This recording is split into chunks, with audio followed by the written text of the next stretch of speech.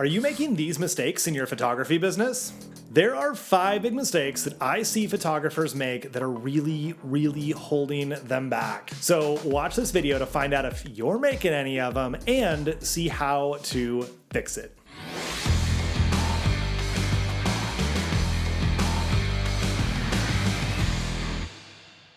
Hello, my name is Mike Lloyd. I am a professional photographer in Silicon Valley, California.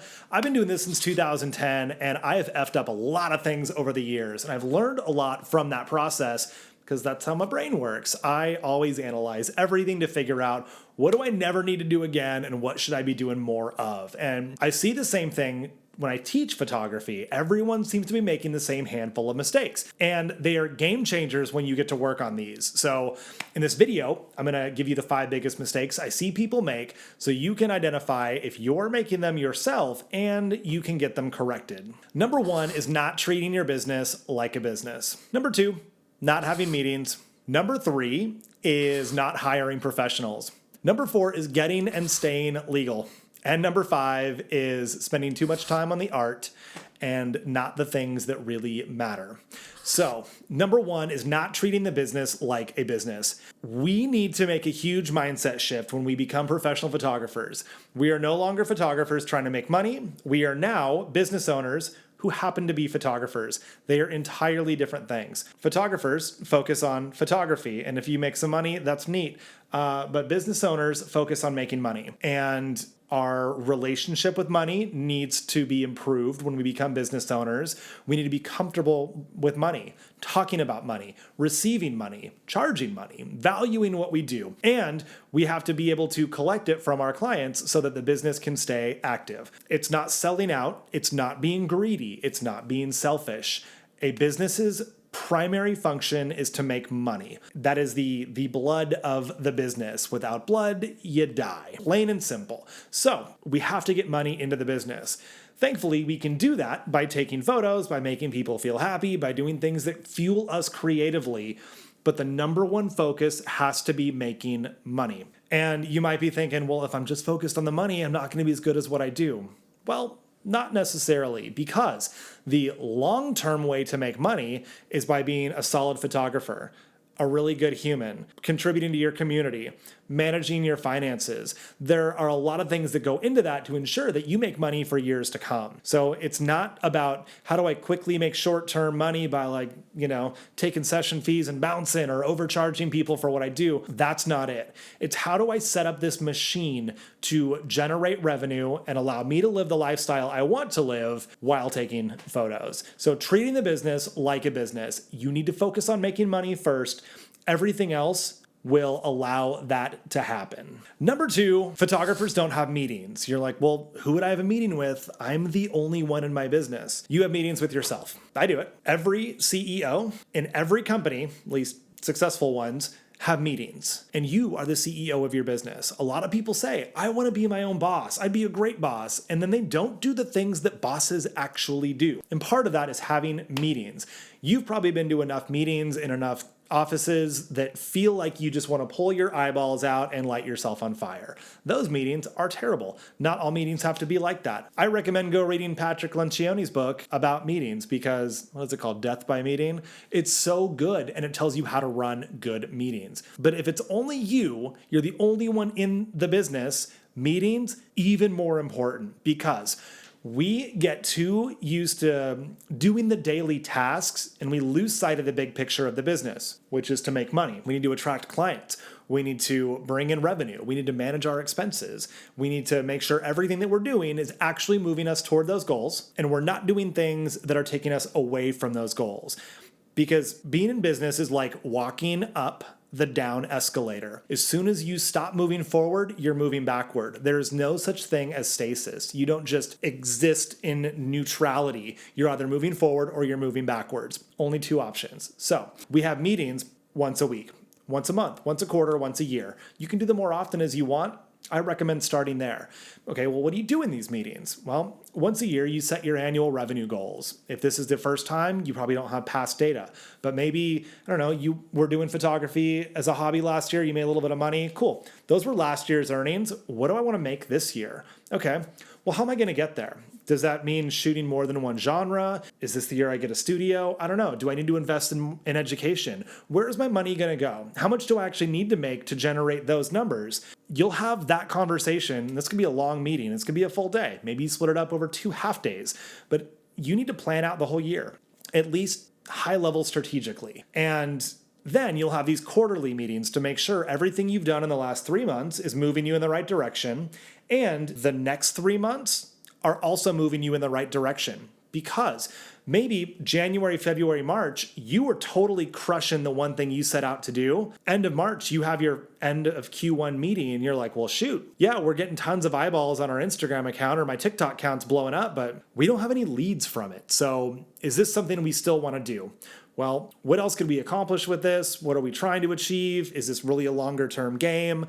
You need to figure out, yeah, you might have been getting eyeballs on stuff, but is it even serving the business, right? Or maybe it's time to have somebody else take over that part of the operation. That's the importance of meetings. What are our goals? Has what we've been doing moving us toward the goals, and what do we need to do to continue moving toward the goals? And if you don't have these regular check-ins, then we just get caught up in the daily tasks of answering emails and making social media posts, editing photos, all the things that have to get done, but maybe they don't need to be, or maybe they could be done better. Maybe they could be done in a different way that serves us more effectively. So that is the importance of meetings. Photographers don't do that, but the smart ones do, and you will now. Number 3, not hiring professionals. It's so funny because professional photographers, at least newbies, are always saying, no one wants to hire me. They just want like the cheap dude with the camera, or how am I going to compete with the $100 photographer who just gives away all the photos? Like, they're not your competition, man, because maybe they have a camera and they give away everything for $100, but they are not making your clients feel the way they do. They don't shoot the way you do. They don't provide the products you do and the experience. No one does what legit professional photographers do like we do it. So they're not your competition. But on the flip side, we're not the best editors. We're not the best writers. We're not the best marketers. We could be really good at all those things, but other people are way better at it than we are, and our time is better spent with a camera in our hand. So you might be thinking, yeah, but no one edits like me. You're like, well, maybe, but there are a lot of people who edit better than you. And this was a hard pill for me to swallow because I enjoyed the editing process. I had a look and style that my clients loved that was very unique, and I had a system dialed. But doing 4 shoots a week, I was like way burnt out enough to end up in the hospital last year, and I had to make changes. So I hired an editor to take over all of that for me. And not only is she better at it than any of the editing that I was doing, but I'm not editing 400 photos a week. I can take days off and relax and enjoy my free time and actually rest and be present for other areas of the business that require more of this. So I win, and I have outsourced a lot of my marketing, my social media management, my email writing, all of this stuff. I have other people do it. So as photographers, we complain that people don't want to hire a professional photographer. They're cool with the cheap stuff. And then we turn around and do the exact same thing.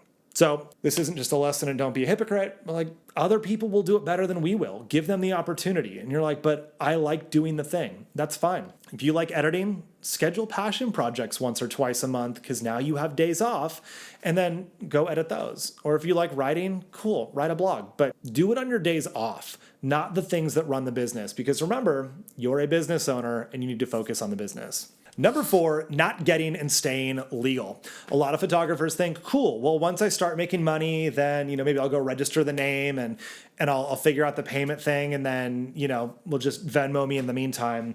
Well, that is not legit. You can't do that. You got to get legal right away. As soon as you start selling your services for money, you need to be a legal business for many reasons. 1, insurance. You need insurance to protect you and your clients if things happen.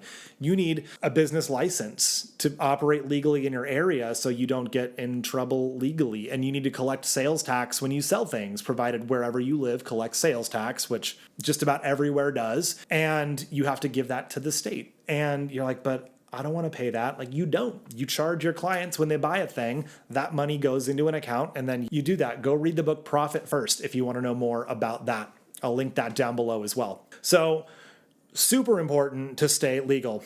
Have a business license. You need to be legal in your city, your town. You need to be legal in your county. You need to be legal in your state if you're here in America, and in your country. So a federal tax ID, you need that. So look up, what does it mean to operate a legal business in your area? If you want to operate out of your home, that's great. I do. Does your city allow that? And if so, what are the limitations? I can't have permanent signage outside. I can't have designated parking. There are a lot of things I can't do, but there are some things I can do. And so I want to provide the best quality experience for my clients while not getting shut down. And if you rent Airbnbs or hotel rooms for your sessions, that's great too. There are many, many ways to get legal. You got to pay your taxes. So your licenses, your permits, your insurance, your taxes, you need all of that to be a legitimate business. Same thing with collecting payments. You need Square or Stripe. You can use PayPal to collect payments also. But you need a professional payment processing company to take the money from your clients and put them into your business's bank account. Not your personal bank account, your business's bank account, which you should be a corporation or maybe an LLC. You should not be a sole proprietor, because somebody walks into your photo shoot, trips and falls, they sue you, they take your home, they take your cars, they could take everything that you own as compensation. I am a corporation. Well, I am not a corporation. Mike Lloyd Studios is a corporation. So if somebody comes in here and falls during a photo shoot, I have ample insurance for all of that. But if they sue me, I own the house. The business does not own the house. They can't sue me as a person because they were operating with Mike Lloyd Studios, the corporation. So get a lawyer, or you can use Laughlin and Associates. That's who I use for my own business to stay legal. They took care of all the business paperwork, filing with the state, with the country, or the federal government. They got me totally legal. They keep the meeting minutes. They handle all of that, so I don't have to worry about what it means to run a legal business. They keep me in compliance. That goes back to hiring a professional to do the things that I should not be doing. It makes zero sense for me to stay on top of all of that. They can do it and just tell me what I need to know. And for, less than $50 a month, that is a small price to pay to know that I am protected and my home will stay my home. Okay, lastly, focusing on the art and not the business. This is kind of number one, and I've alluded to this throughout the entire video so far. We are artists. That's why we got into photography. And we can still focus on the photography just as long as it doesn't take away from the business. So the curse of busy work, it's a self-inflicted curse. Tinkering with our website, re-editing photos, playing with our camera settings, like all these things we do take away time from doing the things that actually grow the business. And yes, you need to be a good photographer. You need to have quality work. But if you spend all of your time focusing on the art of photography, you will never make it as a professional photographer unless you partner with somebody. This is the workaround. If you're like, I don't want to worry about any of the stuff that I've talked about, if you're thinking, I don't want to worry about any of the things you've mentioned in this video, totally cool. You don't have to, but it still has to get done. You can partner with somebody. There are people out there who love running and managing businesses who don't want to ever talk to a client or pick up a camera or do any of the actual service stuff. So you can partner with somebody who manages the business side, you manage the photography side, you have your meetings together, your goal setting, you make sure everything is working the way it needs to, and you can focus on the art, but not at the expense of the business. That is the difference. So remember, you are a business owner first, a photographer second. But if you want to be a photographer first, you partner with someone who makes the business first. And together you run the organization. That means you don't make as much money, but if that means actually making money versus never making money, then I think that could be a great scenario for you. So something to keep in mind. All right, well, I hope I didn't totally scare you away from ever wanting to become a professional photographer. It gets really easy once you start doing this stuff and see what the possibilities are and enjoying the freedom of owning a business, because life's pretty sweet right now that I have teams managing things for me and I'm just overseeing the operations. I get to interact with my clients and shoot and run the organization, and that's what I love doing. And I get to take pictures all the time. It's wonderful, and I'm not stuck doing all the other stuff that I hate. So I hope that's how you get to see this as well. I've got another video, 5 mistakes that I've made over the years, that I've got linked down below too. I hope you check that out, because you'll get to learn from other things that I have effed up and learned from. And it's really just going to help you become a better photographer and a better business owner that much faster. So subscribe to the channel so you don't miss any of these videos. You are amazing. We'll see you inside.